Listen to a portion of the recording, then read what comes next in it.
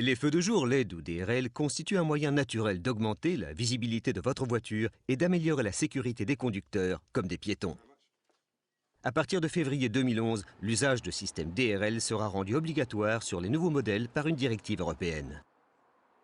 Pionnier des systèmes LED et DRL pour les voitures, Philips propose aujourd'hui des solutions d'éclairage agréées conformes aux normes européennes et adaptées à la plupart des modèles européens. Ces feux s'installent en seulement 1h30 en moyenne. Nous avons pris pour cette démonstration un modèle européen prisé du public, l'Audi A3.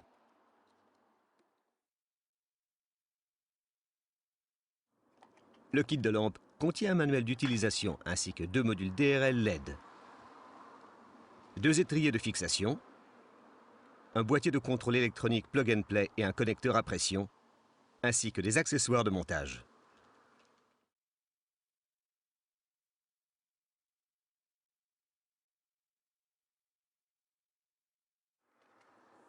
Vous devez d'abord décider où vous voulez placer les lampes. Commencez par mesurer la voiture pour vérifier que la position de montage obéit à la réglementation européenne. Vous trouverez un diagramme contenant ces détails soit dans le manuel d'instruction, soit sur feudejour.fr.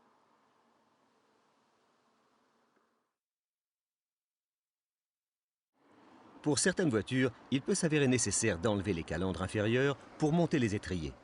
Pour ce faire, il vous faudra peut-être desserrer un panneau de carrosserie. Enlevez la calandre, marquez la position de l'étrier et servez-vous d'une perceuse et d'une scie sauteuse pour percer un trou pour qu'il puisse être bien fixé. Ensuite, remettez la calandre sur la voiture tout en trouvant l'angle optimal pour l'étrier qui doit être à 10 degrés maximum de la direction faisant face à la voiture. Enlevez à nouveau la calandre pour que l'étrier soit fixé convenablement.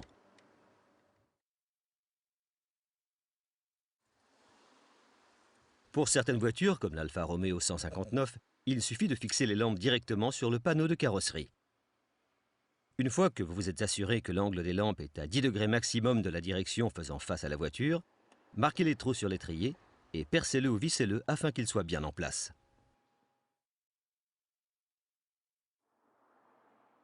Pour connecter l'unité, choisissez un endroit où placer le boîtier de contrôle Philips. Trouvez un emplacement stable, proche de la batterie, mais pas trop près d'une source de chaleur.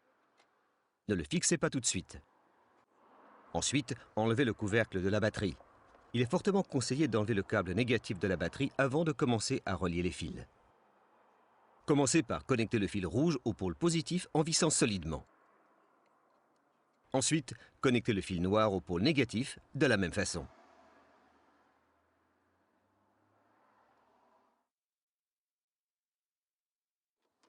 Pour terminer de relier les fils, faites-les d'abord passer par les étriers sur les calandres, puis placez-les autour de la carrosserie des deux côtés du véhicule.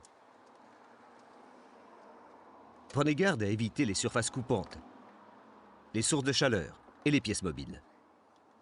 Remettez la calandre sur l'avant de la voiture, mais ne fixez pas les modules DRL sur les étriers. Ce sera la dernière étape. Trouvez l'emplacement du circuit des feux de position en débranchant la prise de l'assemblage des feux avant. Ensuite, identifiez le bon fil en vous servant d'un appareil de contrôle automatique. Vous pouvez également utiliser le boîtier de contrôle Philips, qui indiquera le bon fil par une lumière LED bleu vif. Après cela, n'oubliez pas d'éteindre les feux de position. Maintenant, attachez le connecteur à pression au fil du feu de position et assurez-vous qu'il est solidement fixé. Enfin, veillez à bien fixer le boîtier de contrôle Philips. À remettre le couvercle de la batterie en place et à brancher les deux modules DRL.